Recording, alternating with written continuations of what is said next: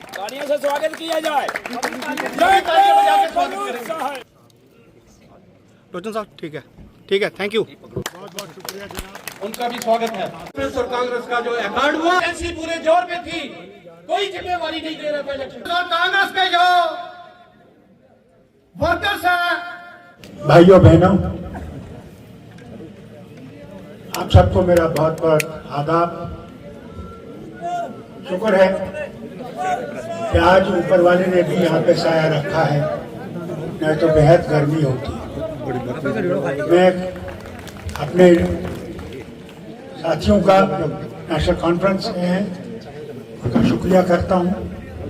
कांग्रेस के प्रेसिडेंट यहाँ के, उनका भी शुक्रिया करता हूँ कि वो और उनके साथी आए हैं।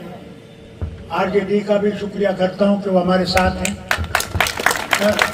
CPIM, CPI, उनका भी शुक्रगुजार हूँ कि वो हमारे साथ खड़े हैं और इंशाअल्लाह इस हुकूमत में जो आने वाली है, हम लोग आप लोगों की मुश्किलें दूर करने की कोशिश करेंगे। पहले तो मैं आपसे कहूँ, इनके वालिद से मेरी बहुत मोहब्बत थी और शरीफ आदमी थे और लोगों का दुख उनके दिल में था। ईमानदारी से कहता हूँ, इतना दुख था मैं बयान नहीं कर सकता। हम तो समझते थे कि अपर हाउस के वाइस चेयरमैन हैं, जिंदा रहेंगे तो आपकी मुश्किलों को दूर करेंगे, मगर प्रभु को मंजूर नहीं था। बहुत जल्दी वो इनको इस दुनिया से ले गए। मगर मेरी शिकायत भी है शेड्यूल कास्ट लोगों से भी। एक शिकायत यह है कि जिस जमात में आप रात को सोए थे, आप जमीन के मालिक नहीं थे। जमीन के मालिक और रात को सोए, सुबह को आप जमीन के मालिक हो गए। कोई आपसे पैसा नहीं लेगा। पहली रियासत और दुनिया में पहली जगह अगर ऐसी चीज हुई, लैंड टू टिलर, वो जम्मू कश्मीर में हुई और वो सबको जमीन मिली जो जमीन में नहीं था। फिर ये भी मजबूरी है। उसके बाद कांग्रेस की हुकूमत ने भी हमारे साथ मिलकर, ये जो बहुत गरीब थे, इनके पास रहने की जगह नहीं थी, इनको कमरे बना के दिए। ये भी आपको याद रखना चाहिए। और फिर इस रियासत में तालीम, एजुकेशन, तालीम के बगैर कुछ भी नहीं हो सकता। जब तक तालीम नहीं होगी आप कहीं नहीं पहुंच सकते। तो तालीम से क्या हुआ कि प्राइमरी क्लास से यूनिवर्सिटी तक आपकी तालीम मुफ्त है। आज क्या किया इन्होंने आपकी तालीम को 12वीं जमात तक सिर्फ मुफ्त रखा है। उसके बाद यूनिवर्सिटी में जब आप जाएंगे आपको फीस देनी पड़ेगी। कहाँ से गरीब आदमी देगा? कहाँ से वो बच्चों के कपड़े लाएगा, किताबें लाएगा? कहाँ से करेगा? कोशिश इनकी ये थी कि किसी भी तरह से यहाँ के लोग तालीम से महरूम हो जाए। ये नाखानदान है कि आगे न बढ़ सके। ये बीजेपी और इनकी मेहरबानियां हैं। साथ साथ ये देखिए क्या वादा किया था। चल जाइए सी जब हाँ ये रियासत चल जाइए किसने बनाई? तो लोग ये रियासत किसने बनाई जो वो तिब्बत तक पहुंची? तिब्बत तक महाराज हम लोगों ने नहीं, महाराज साहब ने, क्योंकि पंजाब था सब तरफ, पंजाब अमीर था, वहां लोगों के पास बहुत पैसा था। महाराज साहब को डर था, तालीम याफ्ता थे, उनको डर था कि मेरी डोगरी जबान खत्म हो जाएगी और मेरी डोगरी जबान नहीं रहेगी तो कुछ नहीं रहेगा। आपकी पहचान डोगरी जबान से, ये पूछेगा नहीं। डोगरी बोला करो, जब तक डोगरी नहीं बोलोगे तुम डोगरा नहीं हो सकते। इसलिए उन्होंने क्या किया, उन्होंने कानून बनाया कि कोई भी यहां से बाहर से जमीन नहीं ले सकता। जो उनके थे, यहां कोई नौकरी नहीं कर सकता बाहर से। पहले नौकरी का हक यहाँ के इंसान का है, औरत का है, मर्द का है। तीसरी चीज क्या की, सबसे बड़ी चीज जो उन्होंने की, कि रियासत को एक रखा, लद्दाख से लेके कश्मीर और जम्मू को। इन मेहरबानों ने क्या किया? पहले तो हमारी पहचान मिटा दी। मैंने आज तक कभी नहीं सुना कि रियासत को यूटी बनाया जाए। जवाहरलाल से वक्त तक, आज तक मैंने सुना है यूटी को रियासत बनाते हुए, मगर हमसे बदला लेने के लिए इन्होंने इस रियासत को यूटी बनाया। कोई परवाह नहीं, हम जानते हैं इनका जनाजा निकलेगा, इंशाल्लाह निकलेगा, और जरूर होगा। इनमें झूठ बोलते हैं, बहुत जबरदस्त झूठ बोलते। याद है कहा था 50,000 नौकरियां देंगे। तो मुझे बताइए कितनी नौकरियां मिली आपको? हाथ उठाइए, कोई मिली? ये हाल है। फिर कहा ना आपसे, कहा हम आपको 15-15 लाख आपके बैंक में आएगा।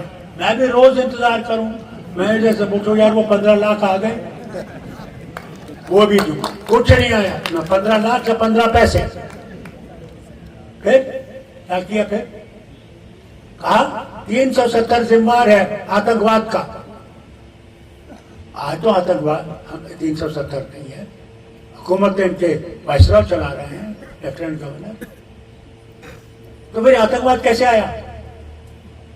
कौन जिम्मेवार है? क्या 370 जिम्मेवार है? वो जो इन्होंने हमला किया शिवखोड़ी में उन यात्रियों पे, वो कौन थे और राज किसका था? और हम पे इल्जाम लगाते हैं। मुझे बताया ना ये, जब रुबिया शहीद के लिए 5 आदमियों को छोड़ना पड़ा, मैंने तरले किए इनसे। मैंने कहा मत करिए सौदा, एक दफा सौदा करेंगे तो आप अपना सर झुका रहे हैं, टेररिज्म के सामने आप सर झुका रहे हैं, आतंकवादियों के सामने आप सर झुका रहे हैं। नहीं माना।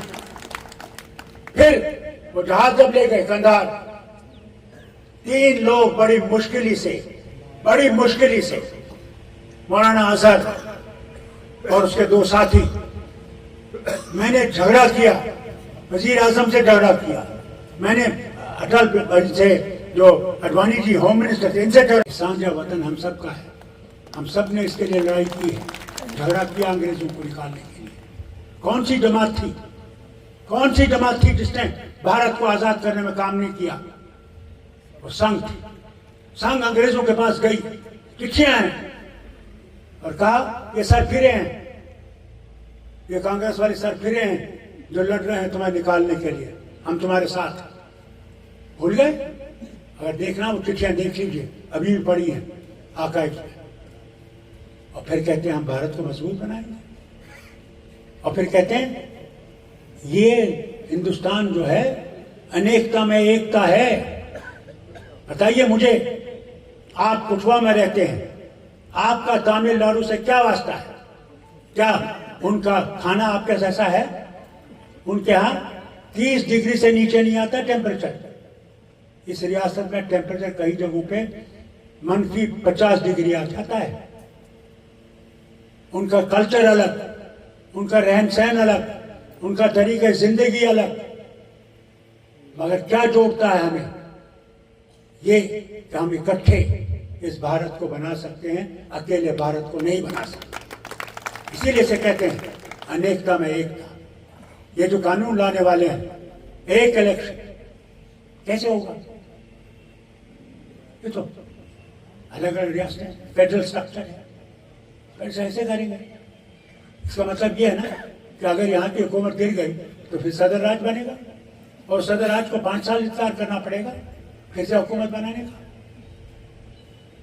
मैं उम्मीद करूँगा कि हमारे लोग जो पार्लियामेंट में बैठे हैं इसको समझेंगे, और ख़ासकर जिनकी बैसाखियों पे ये चल रहे हैं, ये अपनी ताकत पे नहीं आए, आज बैसाखियों पे हैं, आज पार्लियामेंट में सुनते हैं।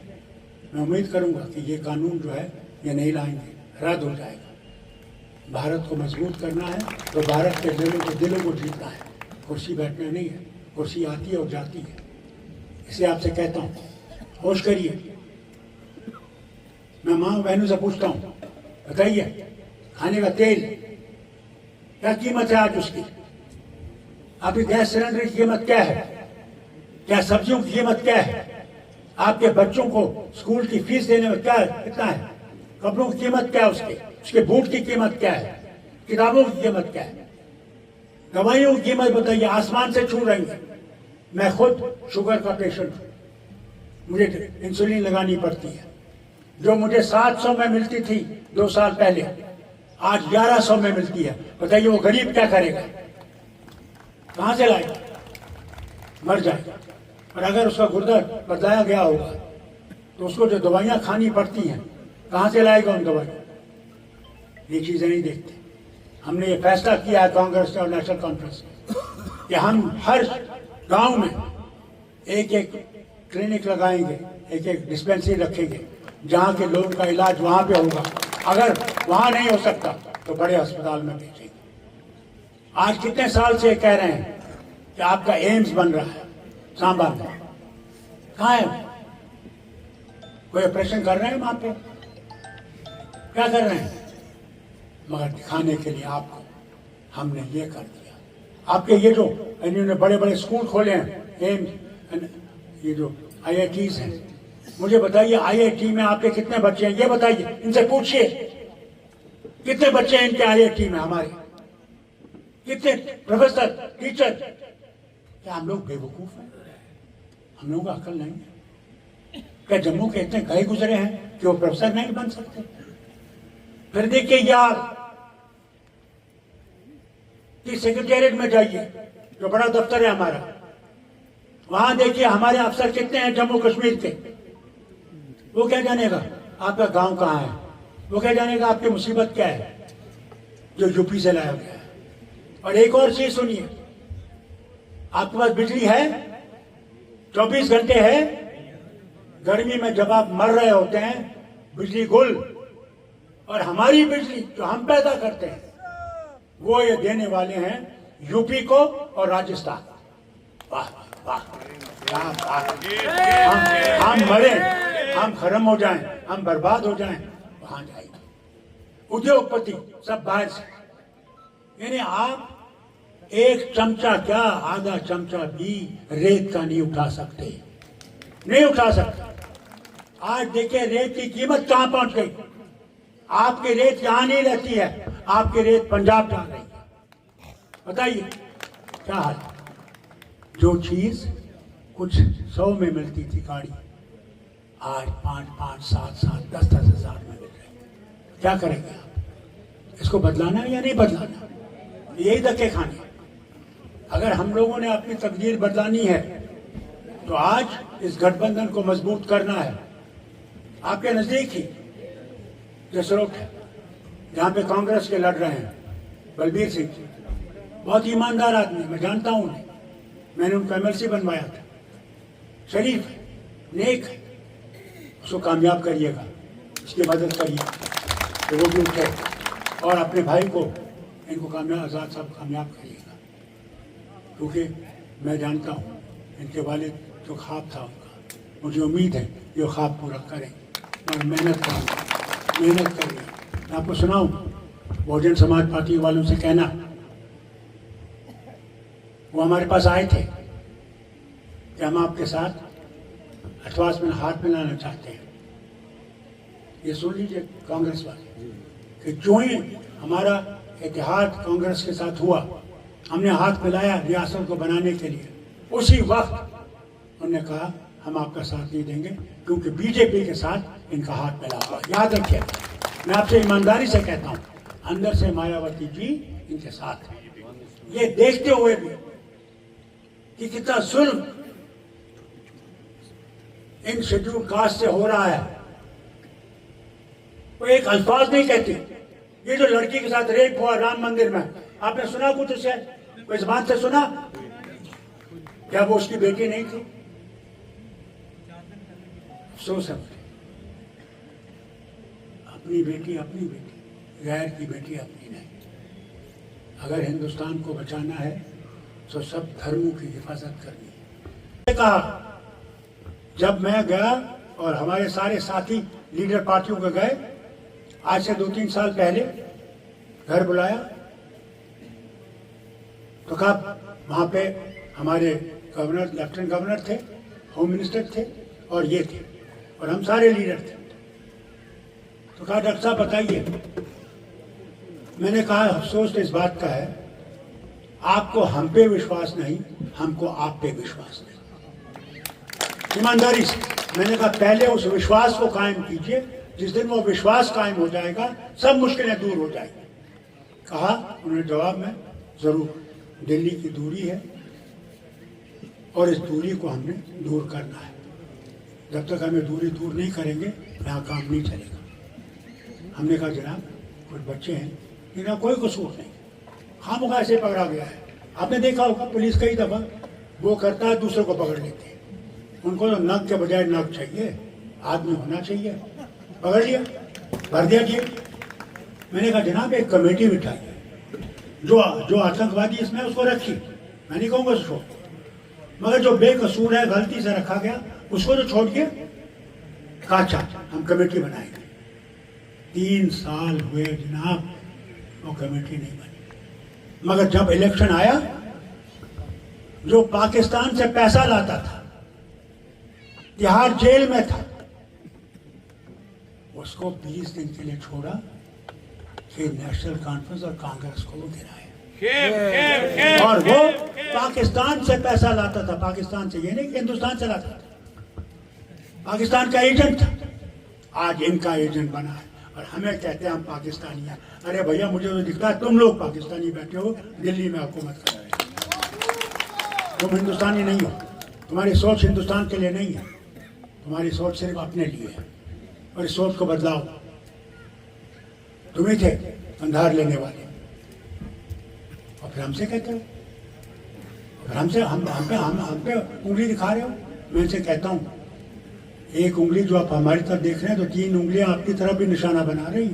अपने आप को देखिए आप क्या कर रहे हैं। इसलिए भाई लोगों, अगर हमने बचना है तो भाईचारा सबसे ज्यादा जरूरी है, भाईचारा जरूरी है। मुझे बताइए,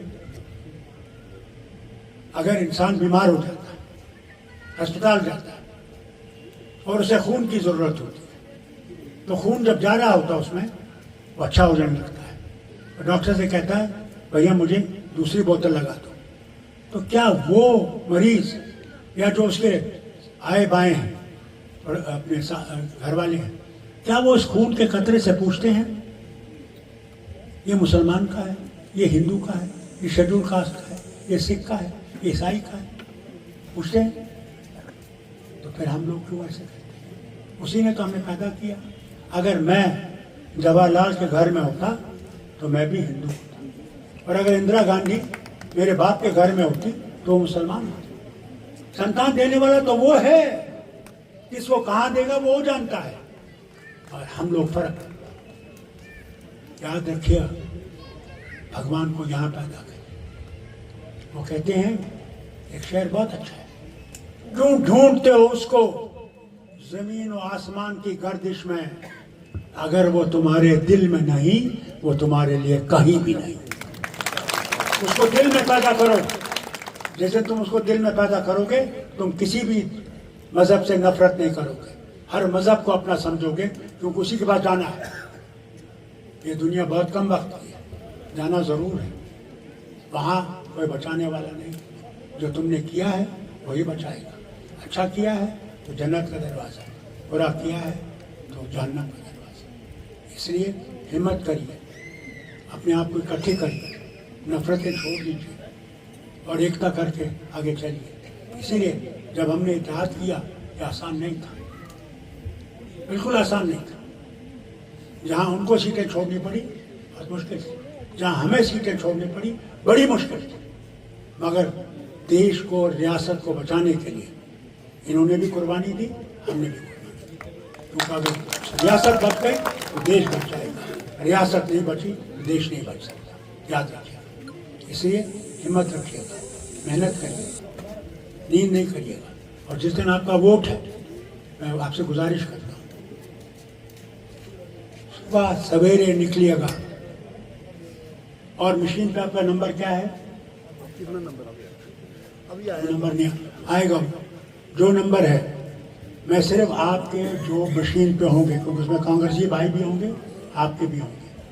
सबसे जरूरी है बूथ, बूथ मैनेजमेंट सब बाकी सारा छोड़ दीजिए, बूथ मैनेजमेंट उसमें जिन लड़कों को आप रखेंगे वो इतने मजबूत होने चाहिए कि अगर उनको 1 लाख रुपए भी दिया जाएगा वो अपना ईमान नहीं बदलेगा। दूसरा, मेहरबानी करके कपिल सिब्बल साहब बहुत बड़े वकील, उनने इस मशीन के बारे में एक पूरा खाता दिया है, जो मेहरबानी करके जो आपके पोल एजेंट हैं, मैं इनसे कहता हूँ मेहरबानी की बात पहुँचाइए, फिर ये उसके और बनाए।